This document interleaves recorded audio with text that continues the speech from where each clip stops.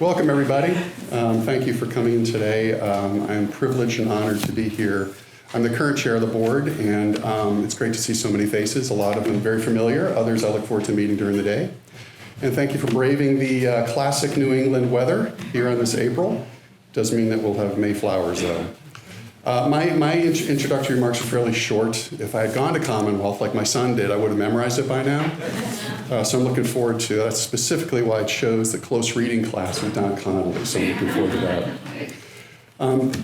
So friends and supporters, today does mark a very momentous occasion, a celebration of unity, generosity, and the extraordinary power of community. With hearts full of gratitude and excitement, we come together to reflect on the remarkable success of the recent conclusion of the Power of a Vision campaign. With the start of the campaign leading back to 2018, our community rallied together, surpassed the ambitious goal of 12.5 million, ultimately raising an astounding 13.4. This achievement is a testament to the support and generosity of each one of our 320 donors. However, success like this didn't come easy.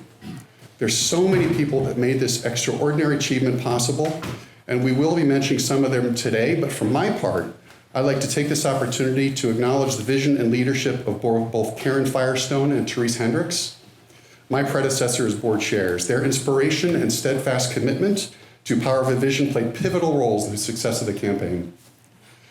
And now it is my honor to introduce our next speaker, Jennifer Borman, our head of school, and thank you all for your unwavering support and commitment. Here's to the success of our fundraising campaign and the bright future that lies ahead.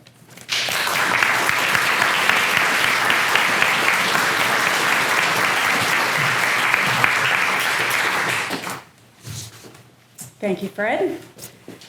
Welcome to a day of gratitude and celebration. We're here to thank all of you who have given so much to Commonwealth, and we're here to do what we do best. Engage in joyful learning and inspired teaching. For those of you I haven't met yet, I'm Jennifer Borman, Commonwealth's 6th head of school. I'm also a proud graduate of Commonwealth, class of 1981. Several of my 1981 classmates are here today, so a special shout out to them. We always considered ourselves a little special for several reasons, but among them, our founder, Charles Merrill, left with us, stepping down the year we graduated. As an alumna, I'm often asked how Commonwealth has changed since I was a student here. In some ways, it hasn't changed at all. The DNA of Commonwealth, our essence, remains true to Charles Merrill's vision when he founded our school in 1957. He wanted Commonwealth to be a school that fostered intellectual excellence for curious, motivated students, and he wanted to serve students from all walks of life. Those twin values, excellence and access, remain at the heart of who we are and what we do. But in many ways, the Commonwealth of today is a better school than the one I attended. There's a wider web of support now available for students. Emotional support, academic support, and dedicated support for diversity, inclusion, and belonging. Our diversity work is woven through everything we do at Commonwealth, from admissions to curriculum, from affinity groups to assemblies, as we work to ensure that every student here feels known and appreciated. Every one of us becomes more educated when we learn alongside others whose life experiences differ from our own. As there is for students, Commonwealth also offers increased support for our faculty through mentoring and through Hughes Wharton grants. These grants allow our faculty to spend their summers delving into topics like recursion theory, I still don't know what that means, Mayan history, and environmentally friendly printmaking techniques. I'm delighted that today you will get to see our faculty shine, a privilege usually reserved for our semi-scruffy teenagers. I am daily in awe of our faculty and staff's expertise, energy, empathy, and dedication. and I'm proud to work at a school that supports their continued growth as scholars, artists, and teachers. And as my fellow alums will notice today, our building is in better shape than it was when I was a student here, while still maintaining a sense of home. So many of these improvements to Commonwealth were made possible by the Power of a Vision campaign. On behalf of all of us, I want to express my gratitude to those who shouldered the lion's share of that long effort: Bill Wharton, Alisha Elliott, Janetta Stringfellow, Therese Hendricks, Karen Firestone, and campaign co-chairs José Alvarez and Sue McGilvray. And I want to thank all of you who expressed your commitment to Commonwealth through giving. That we reached and exceeded that campaign goal by nearly $1 million is a testament to the power of this community. I am grateful to every one of you who includes Commonwealth in your giving. And this afternoon, you'll get to experience the kinds of opportunities you make possible. Today is a day to pause and appreciate what we've accomplished, but the work is never done. We live in an unequal society, and we live in a country where truth and critical thinking are often besieged. Excellence and access need to be cultivated every day. So while we've worked to grow our endowment, we need to do more to ensure that every student can attend. We need to keep building on the success of Dive In, our program for low-income middle school students.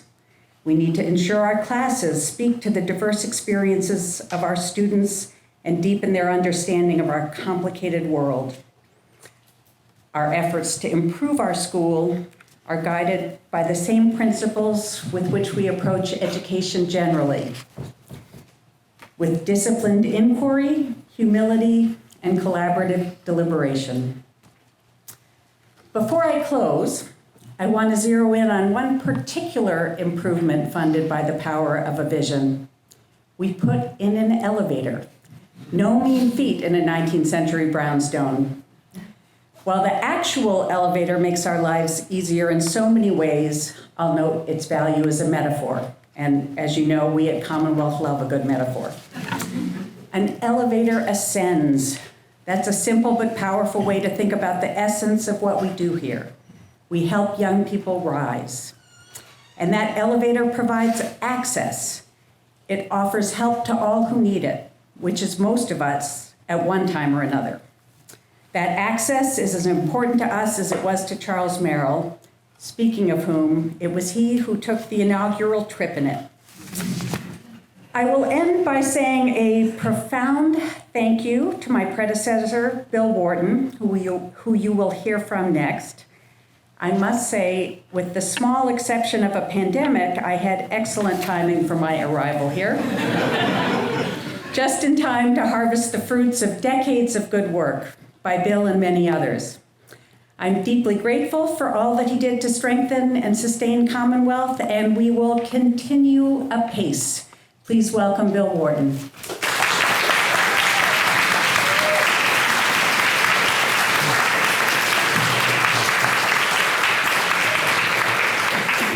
Thank you, Jennifer. Leadership transitions during major campaigns are unusual.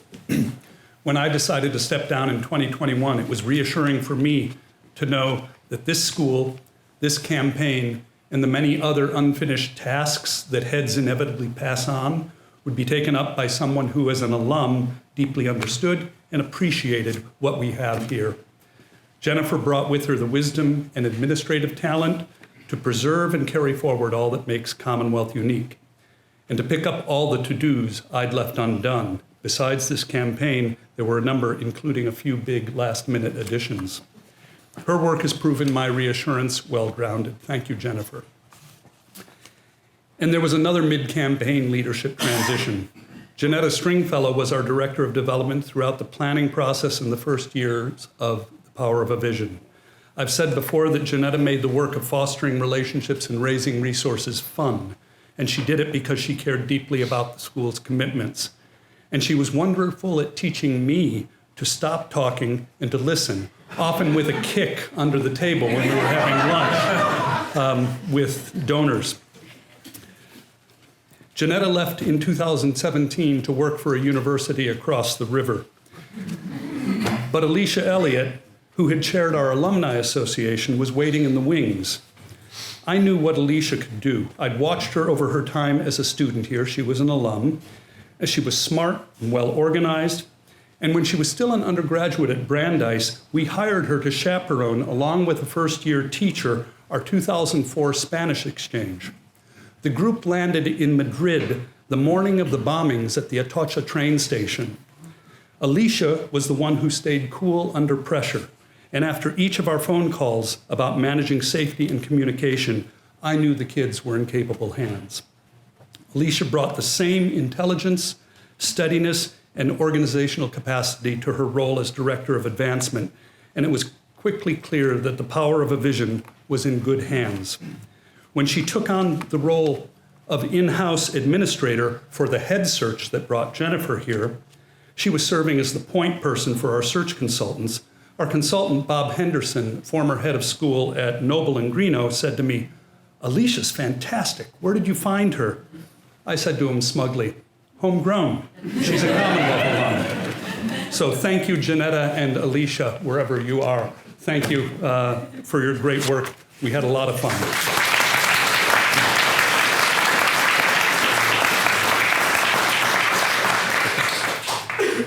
About the campaign, I was told I have 5 minutes. Buckle up, it's going to be long. Whoops, wait, there we go, okay. First, the power of place. In May 2015, we'd been frantically getting ready to move out of the building for the summer. This was going to be the first of 3 summer slams, as such school building projects are known, and I had no idea how it was going to be pulled off. I was in no mood for games. But our final day of class in the building, May 27th, 2015, the day before demolition began, we were starting finals the next day at Trinity Church. The seniors decorated the soon-to-be destroyed stairs and walls. Take a look. That's me, and those are the stairs. And these stairs used to come down right here outside the double doors, okay? And they hung a huge banner reading "For Sale" outside the second floor library windows for all passersby to see. I did not think this was funny, and I made that clear. But I was wrong. It was a really good prank. So my apologies, class of 2015. If there aren't any members here, Jessica, we should broadcast my apology to them. And apologies to the faculty who thought the prank was funny, but who felt guilty or irked as they saw me furiously pull the "For Sale" banner in through the library window. You see, I hadn't wanted the renovation. When we undertook our strategic planning process around 2013, the facilities needs I wanted addressed include replacing the old boiler with a new HVAC system, upgrading our old leaky windows, and repointing the exterior brick. Practical stuff. Our aging classrooms with their chalkboards, our portable physics classroom, stairs. We prided ourselves on offering Athenian learning in Spartan conditions. But the board did what boards are supposed to do. Therese Hendricks, Karen Firestone, and Bob Murchison drove a comprehensive planning process that looked at everything. Marie Losky's subcommittee on facilities called for more than I'd recommended, specifically for new labs, including a physics lab, and for an elevator. Marie and her group, with their broader perspective, saw that our facilities made it harder to attract the students we wanted, and that our superb science faculty would be even more superb with the right tools. So new labs and an elevator were needed. Okay, we thought the whole thing maybe $3.5–4 million. And then we started talking to architects. I remember Rebecca Jackman excitedly telling me about a proposal the architects had offered for expanding the labs so that each one could have its own prep room by moving the stairway to the lower level, that one, okay, from between the labs to the middle of the building, which would be moving some bathrooms and taking out most of our basement storage. And if we moved other bathrooms down here, we could carve out a basement classroom, which would allow room 1A, which for decades had been the physics classroom, to become an admissions, reception, and meeting room. You don't have to follow all that. I concealed my panic badly, and I suggested that this might not be realistic or affordable. But these conversations took on a life of their own, and in a few months, we were talking about an $8.5 million project. In the end, it came to 10.5. All the while, we remained committed also to raising funds to bolster financial aid, student support, and our faculty enrichment program, the then Hughes grants. 12 million total, eventually boosted to 12.5 million by an alums challenge. The board boldly agreed to undertake the renovations before we'd raised the funds. There was a sense of urgency.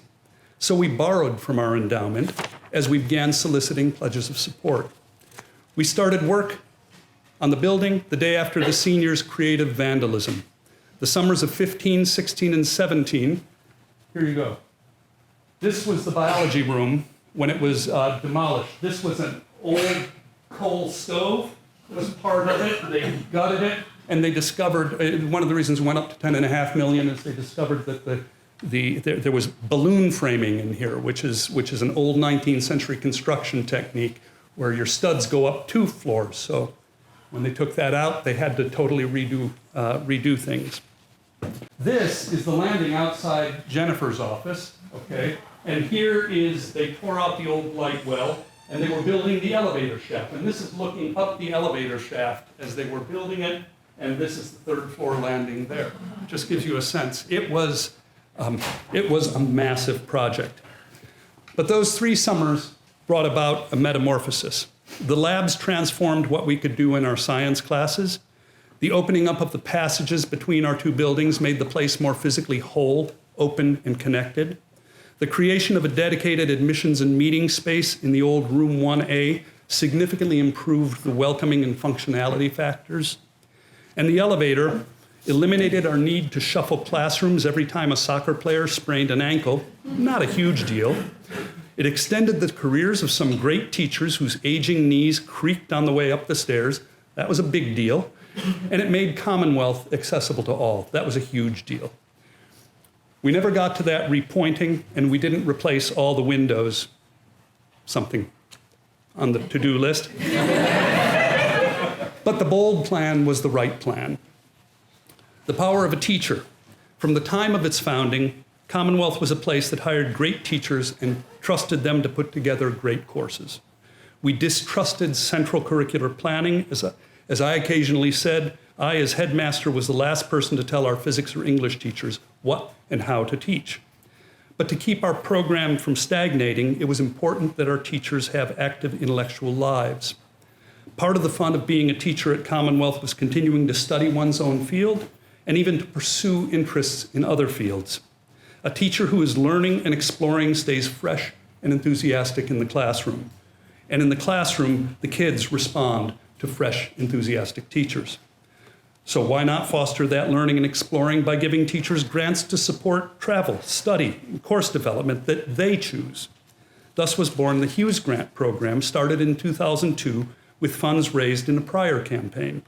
We raised another pool of spendable funds in our Engaging Minds, Changing Lives campaign in the aughts. But I was always nervous about our ability to sustain the commitment. Like our sabbatical program, teachers loved it. So I very much wanted to endow the grants, and we have. With over $900,000 in the Hughes Wharton Fund for Teachers, Commonwealth can count on over $40,000 a year to support great teaching. And this was the one program I agreed to have my name attached to when I left. John Hughes, the school's first English teacher, is certainly distinguished company. The power of opportunity. The effort to deliver on the school's founding vision to what we now call diversity and inclusion and belonging. Yep. Commonwealth was a pioneering school in the 60s on this front, but even then, as Charles Merrill has written, the efforts to serve students from underserved communities often proved difficult and frustrating. There was a lot that he and we didn't get. Affordability has always been a challenge, but Commonwealth always had a strong financial aid commitment, and we could increase that. One of my unrealized dreams was to raise enough endowment, $50 million to do it, to permit cutting tuition 20%. on par with the boys' school in West Roxbury that's had since 1645 to build its endowment. Next time. Important as it is, however, financial aid is only one step in creating a path for success for students from underserved backgrounds. Between 2000 and 2015, we started a number of programs to help smooth that path, guided by the aspiration to ensure that the opportunity available to any Commonwealth student is available to every Commonwealth student. A number of those programs took the Homework Project, a weekly evening study with tutoring support, the Mary P. Chatfield Cultural Scholarship, which offers grants so that students could participate in school exchanges, trips, and projects that their families otherwise might not afford, and the funds we created to provide professional tutoring and other academic support for students whose families did not have the means for these services, support that was standard for many of their more affluent classmates. So we agreed that we needed to raise enough endowment to increase our financial aid about 10%, and to fund the Homework Project, the Chatfield Scholarships, and academic support for the years ahead. This was crucial to our still imperfect efforts of living up to Charles Merrill's vision of a school that serves students from historically neglected communities and modest financial circumstances. A follow-up planning group in 2017 developed a proposal put forth by then Diversity Director Monica Schilder for an academic enrichment program for middle school students that would prepare them for life and work at Commonwealth or other competitive schools. This was the birth of Dive-In, which you will hear about shortly from Monica and Ray. The plan and the campaign stuck with Commonwealth's basic vision: bring great teaching, power of a teacher, and motivated students from all of Boston's communities, opportunity, together into a cozy, beautiful, well-equipped home place, and watch the magic happen. When I stepped into the headmaster's office in 2000, a number of my colleagues asked me with grim curiosity, "Are you going to have to raise money from alumni?" It was viewed most charitably as an unpleasant but necessary chore. But I quickly learned that it was interesting and fun to connect with former students and parents, and I realized that, like admissions, the work of fundraising was far more than a pragmatic necessity. It is part and parcel of the larger project of building a school community. It involves sharing stories, bringing in many eyes and ears to assess priorities, and so forging a network of friendships and goodwill that make the money almost an afterthought. Almost. In this campaign, from Marie and her crew putting the facilities need front and center, to Monica and our alumni pushing the school to better deliver on its commitment to effectively serving students from all backgrounds, to all who stepped up to offer the financial support necessary to transform our home and its programs, this process has given proof of what a community centered around a shared vision can accomplish. It has given proof of what a community like Commonwealth can do. I think I can still speak on behalf of the school, at least here today, in saying thank you. Thank you.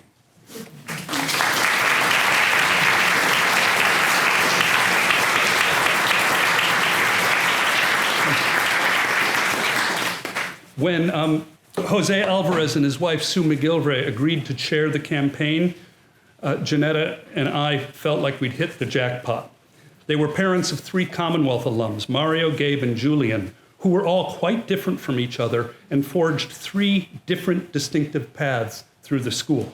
Because of this, Jose and Sue understood firsthand the way that Commonwealth helps young people come into their own.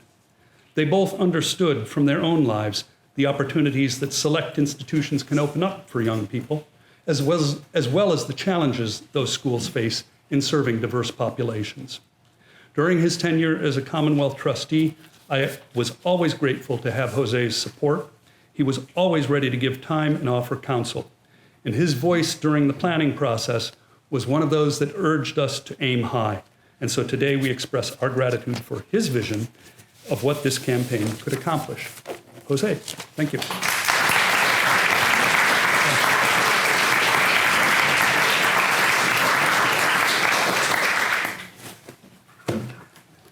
Didn't think I would get emotional, but Bill, that's I appreciate the introduction. So thank you. It's a pleasure to be here with all of you this afternoon celebrating this achievement. It's a joyous time. I come with greetings from the North Country, from my co-chair and in this campaign, and also from my co-chair in life, Sue McGilvery. She sends her regrets for not being able to attend. We've got quite the breadth of Commonwealth experiences represented here today. We've got teachers who are in their second, third, fourth year, and teachers who have spent their entire lives here, adult lives, and teachers who are retired. And it's just wonderful to see the community come together like this. We've also got alumni here from, I think, the 60s, all the way through people who aren't alumni yet, and ninth and 10th graders.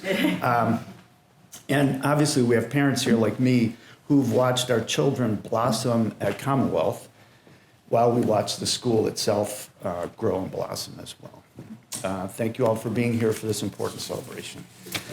Sue and I became part of this community 18 years ago when our oldest son, Mario, began ninth grade. Mario graduated from Commonwealth in 2010, and we thought it was such a great deal that we had our second son, Gabe, begin here, and he's a graduate of class 2012. Our youngest son, Julian, class of 18, who's had just matriculated at Commonwealth when Sue and I were first asked to chair the campaign by Janetta Stringfellow and Bill Wharton. We didn't realize that the first 3 years of his life he'd be dealing with the construction, because those were the first 3 years of his time at Commonwealth. But anyway, that was fine. But we immediately agreed to take on the challenge because we believed that Commonwealth had been a life-changing experience for our children, and it truly has. We strongly believed in Mr. Merrill's desire to make this education available to children from all economic backgrounds.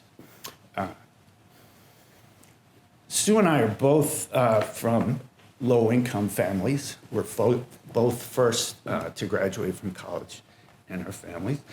And we had seen through our children the incredible advantage that the Commonwealth education provided. The themes of the power of place, power of a teacher, and power of opportunity strongly resonated with the two of us. I remember a campaign committee dinner meeting at the home of Catherine Stein and David Selden in early 2015, where we first began to formulate the approach for the campaign. The energy and enthusiasm at that dinner was palpable. We visited Julian, Sue, and I recently at Duke last weekend, where he's working on his PhD in 20th century Brazil, and he's still playing ultimate frisbee. So those are two passions that were cultivated here at Commonwealth. Julian graduated from Commonwealth with an abiding love of Romance languages, cultivated by Monica Schilder, who's here with us today. Our middle son, Gabe, strengthened his deep love of mathematics with his mentor, Rob Sherry, who I saw in the back there. And he went on to get a degree in mathematics and computer science. And our oldest son, Mario, has a computer science PhD as of last year, a passion that Farhad Riahi and Alex Risen nourished while he was here. Our sons' paths after Commonwealth have differed, but they share the foundation they received here of critical thinking, close reading, deep listening, and rigor. And that's been essential to the success that our sons have had after leaving Commonwealth. Sue and I think they're wonderful human beings who care a great deal about their world, and a lot of that has to do with the people and the place here at Commonwealth and the lessons that they learned outside of the classroom as well as inside. The Power of a Vision campaign was about firming up Commonwealth's foundation, literally, given the condition of the building at the time, and creating a bright future for generations of Commonwealth students, regardless of the financial status or regardless of their ability to physically navigate this building, given its accessibility issues at the time prior to the campaign. The campaign also allowed the school to maintain the exceptional faculty, some of whom I've mentioned here, the Commonwealth is known for. Our family feels a very deep sense of respect and gratitude for for Commonwealth. So thanks all of you who are gathered here today, and to many others who, like Sue, could not attend. Commonwealth is realizing the vision of the campaign because of the donors and because of this incredible community that we have. I want to give special thanks here to Alisha for her work. We've worked together for a long time to try and get this across the finish line, and also to Jennifer for her patience over the last years trying to get this done, and the perseverance that they've shown. Thank you, Alisha, for your kindness, for your patience, and your professionalism, and your ability to get people by the throat and take money out of their pockets. I really appreciate that.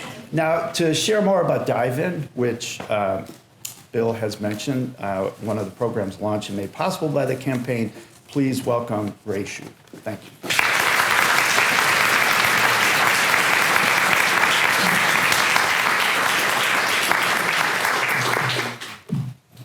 Hi.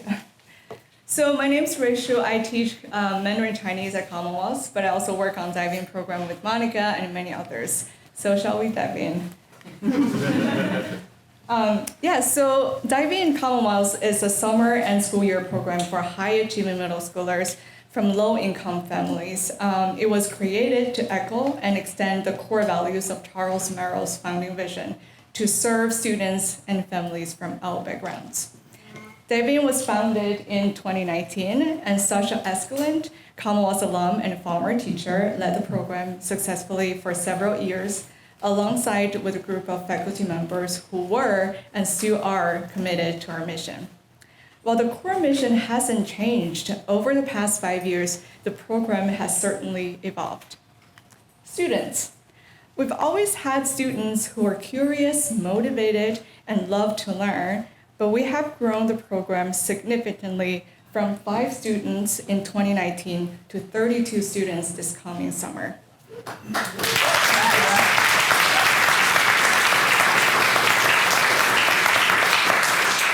We have also expanded from 2 to 3 cohorts, adding the rising 7th graders last summer and seeing a more even distribution of students across grades this year. As we perfect our recruitment strategies, we are also reaching out to more schools across Massachusetts as word spreads about our program. This is one of my favorite pictures from last summer that shows all 3 cohorts. Among those who applied to high school this year, 2 have decided to join Commonwealth, and we're really excited about that. As we have grown, we have adjusted and remodeled certain aspects of the curriculum as well. At the beginning, in addition to math and English, students took a selection of mini courses similar to the electives at Commonwealth. We then realized that our students need more academic preparation, not only to get into those rigorous private schools, but also thrive after they're admitted. So here's what our curriculum looks like today. English and math remain the core courses, as we've added science and humanities. We have specifically added biology and history for our rising 9th graders to better prepare them for high schools. We also offer SSAT prep, which opens up more opportunities for diving students to attend private schools. We, of course, do make sure to have fun. We have field trips every Friday afternoon where students take full advantage of our prime location to explore all different museums, libraries, and theaters in Boston. These trips are intentionally designed to relate to their classroom experience.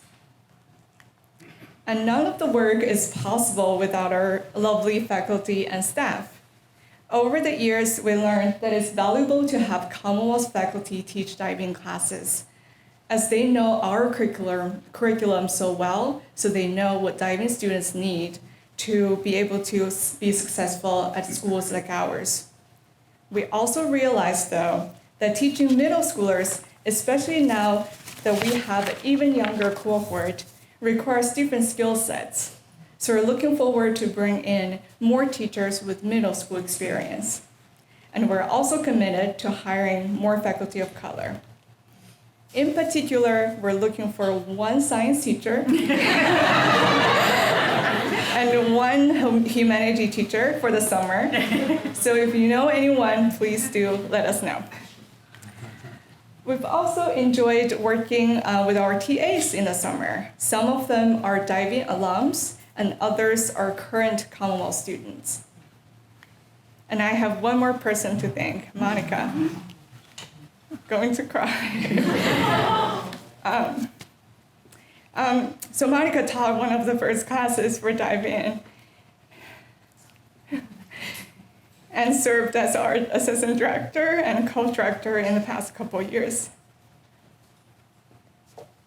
She has devoted a lot of time and energy to this program and made it what it is today. So thank you, Monica.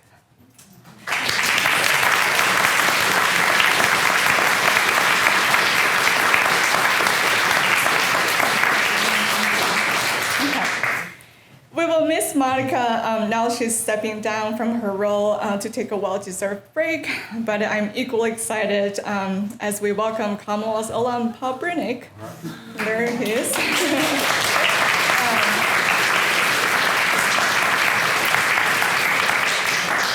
To be our new assistant director. With help from the Power of Vision campaign and all of you, we can make diving an even stronger program, a place where our students can dream big, work hard, and go places.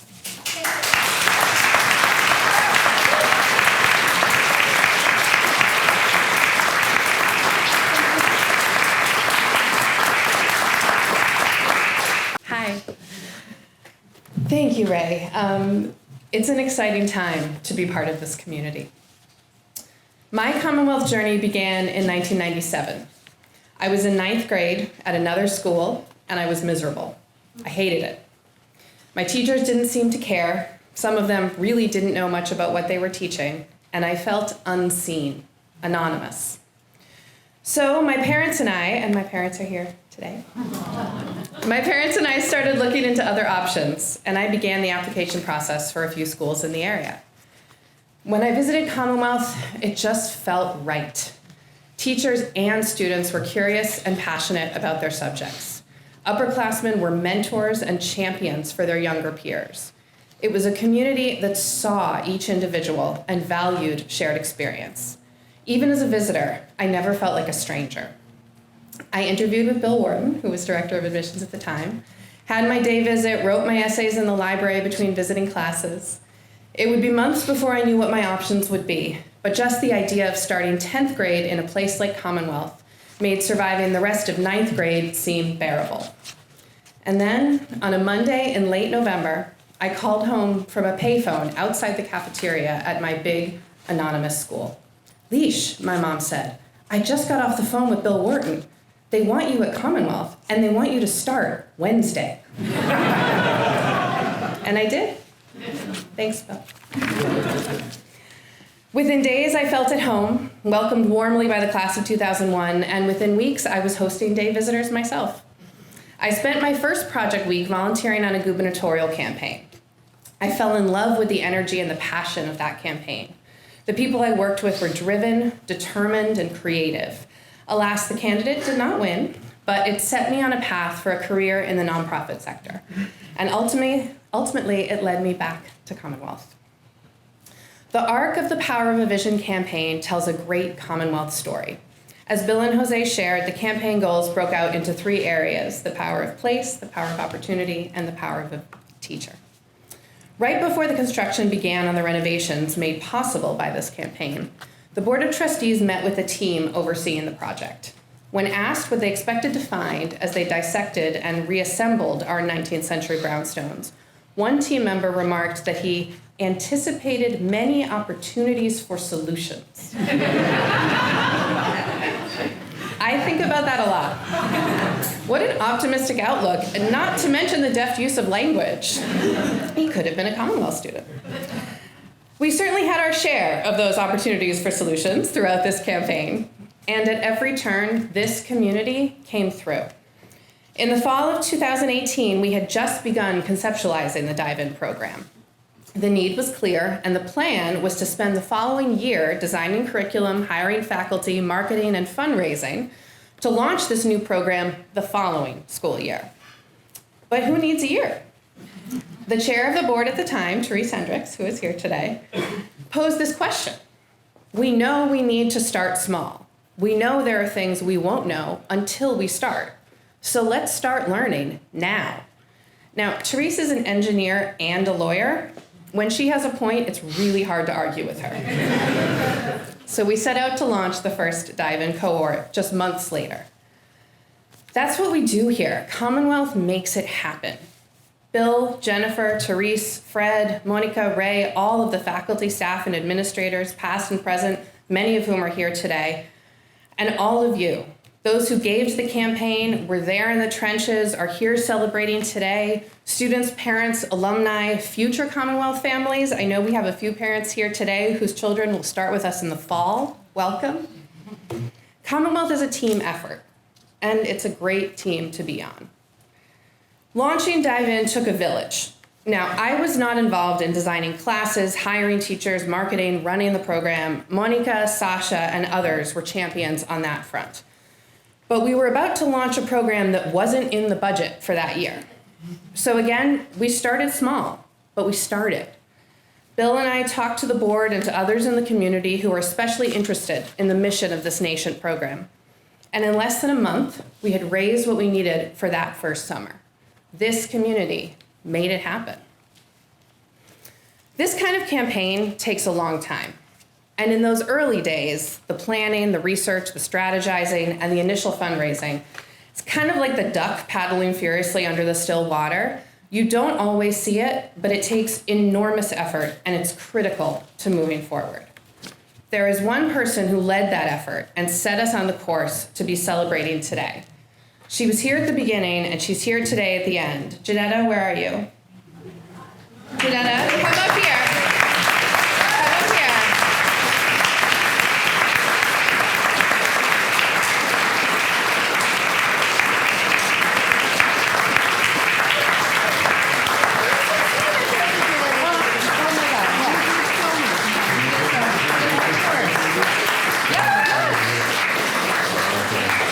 Thank you, Janetta. And those are unoaked Chardonnays. There are so many people who brought us here today. The Power of a Vision campaign included 5 generous matching gift challenges over 7 years. These individuals and foundations chose to give in a way that would motivate and inspire others to do the same, ultimately funding the school's first ever physics lab, financial aid and student scholarships, Hughes Wharton grants for teacher professional development, and efforts in diversity, equity, and inclusion. For those inspiring and impactful commitments, I want to thank the E.E. Ford Foundation, the Pachi family, Elizabeth Bailey, Amy Merrill, and Mary Pachi, Matt Craning, and the Pritzker Pucker Family Foundation.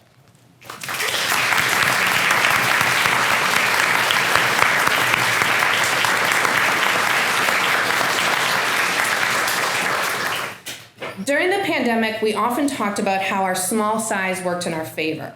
We could be nimble, make quick decisions and course corrections. In fundraising, that's the role spendable gifts play. A portion of the funds raised for the Power of Vision were just that, spendable.